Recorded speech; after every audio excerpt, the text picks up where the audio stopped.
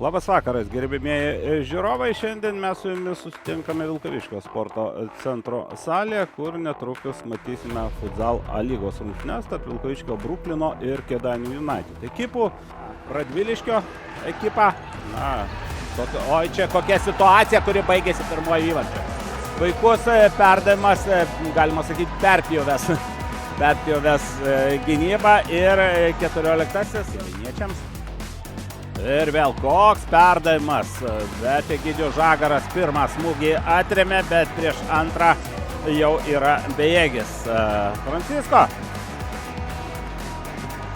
nepraėjus nei 3 minutėm jau veiksmams. Oi, kokia vėl prašmatni kombinacija, taip galėčiau ją pavadinti, ir po tokio epizodo jau Breno. Oi, kaip kamuolį atiduoda varžovams ir puikiai sužaidė dabar Vilkaviškio Bruklino ekipa.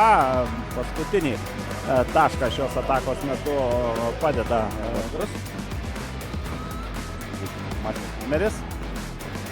Karaitis neleido mušti varžovams įvarčio, o Vilkaviškio Bruklinas dar kartą baudžia savo varžovus už pernelyg didelę laimę Dainiškius nuo dar vieno praleisto įvarčio, bet čia jau proga prie kitų vartų ir pagaliau Kėdainių United muša savo atsakomą įvartį.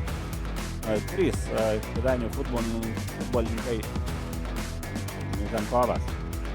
Ir štai antrasis įvartis, Ugnius Zenkovas gražių smūgių siunčia dar kartą kamuolį į Bruklino vartų tinklą. Smūgis, po kurio kamuolys atsiduria vartuose, ir šį kartą atsako į brolio įvartį brolis savo įvarčiu. Ir dar vienas smūgis iš po gynėjo, puikus epizodas. Levi. Žiūrime epizodą, atšoko, kad rezultatas nuo 5-2, dabar jau 8-2. 8-2, vėl puikiai suvaičiojo kamuolys ir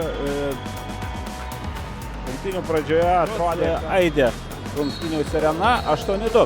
Vilkaviškio Bruklinas laimė rungtynes prieš Kėdainių United'ą.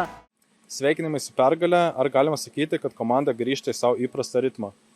Ačiū, kad pasveikinot, ir manau, kad taip, komanda vis dabar gerėja ir bando rinkti taškus antram rate. Kaip vertinate naujoko Richardsono žaidimą? Vertinu puikiai, tikrai gerai pasirodė ir padėjo komandai tikrai. Taip. Pirmajame rate pavyko labiau pasipriešinti varžovams, ko pritrūko šiandien? Tai pritrūko, manau, čia tos rungtynės tokios buvo. Pralaimėjom turbūt ne Bruklino komandai, o 4 brazilam. Tai daugiau tai sunku kažką tai pasakyti, ten visai kito lygio, ten greitesni, staigesni, sakau čia. Jeigu ne 4 brazilai, tai čia būtų visiškai lygios rungtynės ir galbūt būtų pergalė čia. Nėra apie ką diskutuoti. Pirmenybėse kol kas nepelnėte nei taško, ar neslegia tai psichologiškai?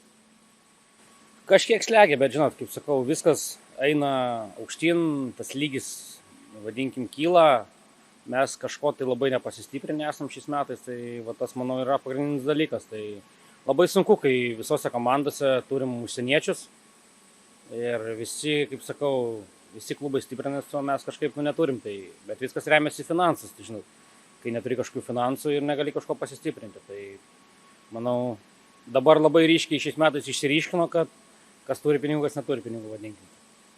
Taip yra šiandien.